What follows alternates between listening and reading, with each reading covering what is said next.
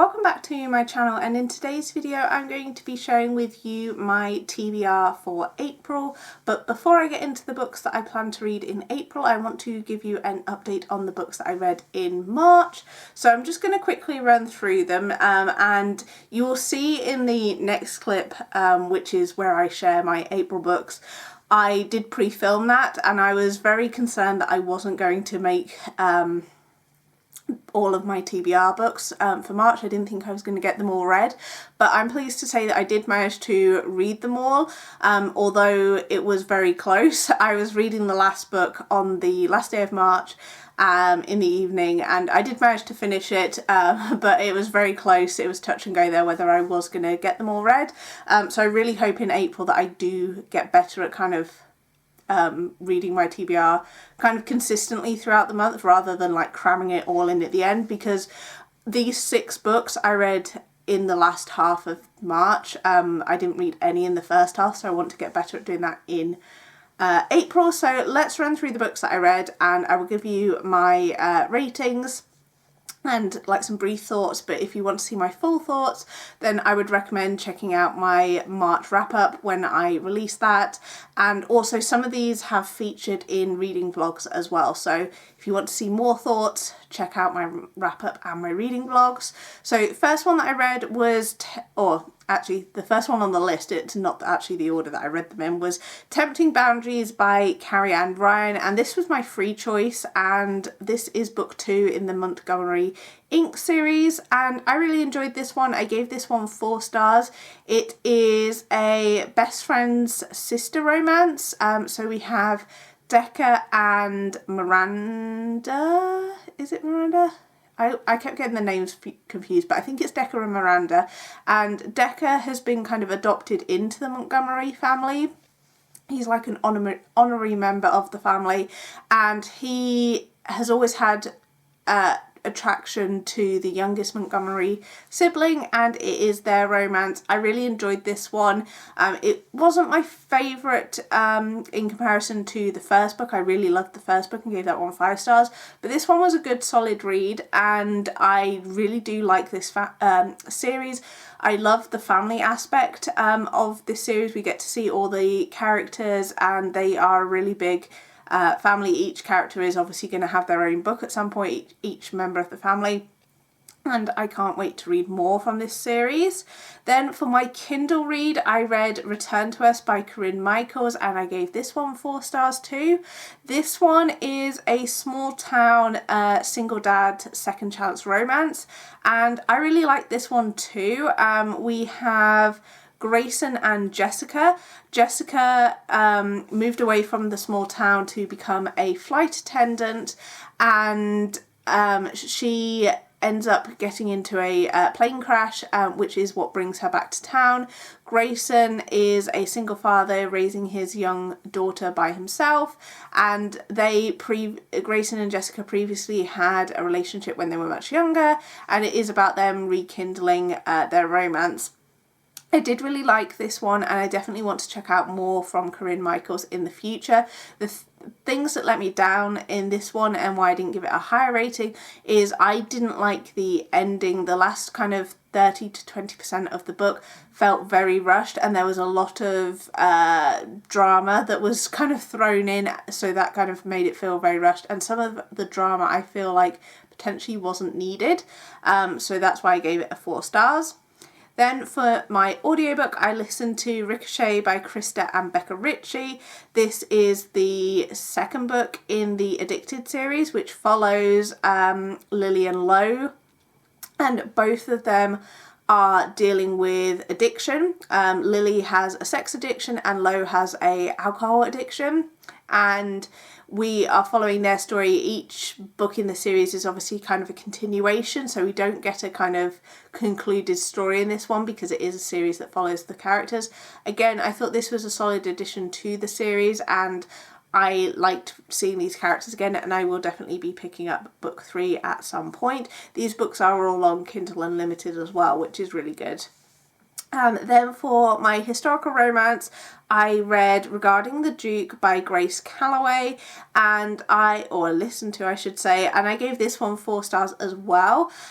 This one is a amnesia romance. So in this one we have Adam and Gabrielle, and they have been married for, I think it's about 8 years when we join them in the book. Adam gets into an accident, and it means that he loses his memories, and he kind of slowly redevelops his kind of love for Gabrielle, and they form a stronger bond because of it. And I really enjoyed this one. I have read the other books in this series. This is book 3, I think, and I definitely will be reading the rest of the books in this series and more from Grace Calloway in the future. And then I also read, for my Afterlight book, I read For Her Consideration by Amy Spalding. This was my first Amy Spalding book, and I did really enjoy this one too and gave it 4 stars. So most of the books that I read for my TBR were 4 stars with the exception of one. And so I'm really happy with what I read. But this one is a FF romance and follows Nina and Ari, and Nina works for like a PR company responding to celebrities' emails, and Ari is a actress who doesn't like the way that Nina has responded to some of her emails, and it is their romance. This one was just like a solid read. This one didn't have anything like too controversial, too kind of shocking or anything like that. It was just a solid romance, and I definitely enjoyed this one, and I'd be interested to check out more from Amy Spalding in the future. So they are all of the books that I have read in March for my TBR. I'm really glad that I read those and have ticked some off my TBR. I will be keeping my Afterlight book, and I don't know why I didn't show this when I mentioned it previously, but I did have a physical copy of Why Not Me by Mindy Kaling. Did I even mention that, or did I skip over that? I think I skipped over that. Sorry, so this is my non-fiction book, which was Why Not Me by Mindy Kaling, and this was my only 3-star from these 6 books. This one was just okay. Like, I didn't feel like there was anything too gripping or exciting. I think in parts it's supposed to be funny, but I didn't find it particularly funny. Some elements of this were interesting, but other essays that she wrote in here I wasn't really interested in. I feel like maybe if it had been an audiobook I might have liked it more, but as a physical read it was just meh. So I won't be holding on to this copy. I will be donating this one. And I don't know why I didn't mention it when I was going through my list, because I have got it written down, but I forgot to mention it. So they are the books that I read for March, for my March TBR, and in the next clip I'll be sharing with you what I'm going to be reading in April. And as I say, I really hope that I do better at sticking to my April TBR. I'm now going to share with you the books that I am going to be reading in April. So I am filming this in advance of the first part of the video, which you'll have already seen, where I update you on the books I read for my March TBR. I'll be honest, I don't know how I'm going to have done with that, because it's the 23rd of March when I'm filming this part of the video, and I've only read 2 out of the 6 books on my TBR, so the first section of this video might be quite short because I might not have read the rest of the books from my March TBR. If I haven't finished all of the books from the March TBR, then I will be carrying those over into April as well. But I don't know where I'll be sat with those. So I just wanted to show you the books I'm planning to read for April. So let's start with the Afterlight book. I've got my box here, so let's just pick out and see what I'm going to be reading for the Afterlight book. I need to refill some of these because I've not put any of this year's books in here yet, although I have actually read one of this year's books because I read the B.K. Borison one that came in February. And let's see what we've got.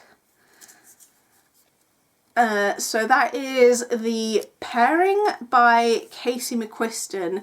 I've had mixed experiences with Casey McQuiston's previous book, so we'll see how we get on with this one. I'll just go and grab it so I can show you the cover. So here we have The Pairing by Casey McQuiston. I know nothing about this one. I think it's an romance, I'm pretty sure. Casey McQuiston usually writes queer romances, and I don't know how I'm going to get on with this one. I've read their previous books, which was Red, White and Royal Blue. That is super popular. I thought it was okay. I haven't read One Last Stop, and I have read I Kissed Shara Wheeler. And again, I wasn't overly impressed with that. So we'll see how we get on with this one. I don't know. But it's a really pretty edition. The sprayed edges are really nice. It's got like a map. And then this is the end page artwork. And let's see the naked hardcover as well. Oh, that's really pretty. So this is the naked hardcover. I do love the Afterlight designs. I think they do some really gorgeous editions. So I hope I like this one because it's a really pretty edition that I would love to keep on my shelf. But we will see whether we do end up enjoying that one or not. So that's that one. Then for my non-fiction book, I have This Is Going to Hurt by Adam Kay. This one came out quite a few years ago and was really popular. When did this one actually come out? First published in 2017, and I've had it on my shelf for probably as long as that. This is the memoir of I think he was a junior doctor when he wrote this. This has since been adapted into a TV show.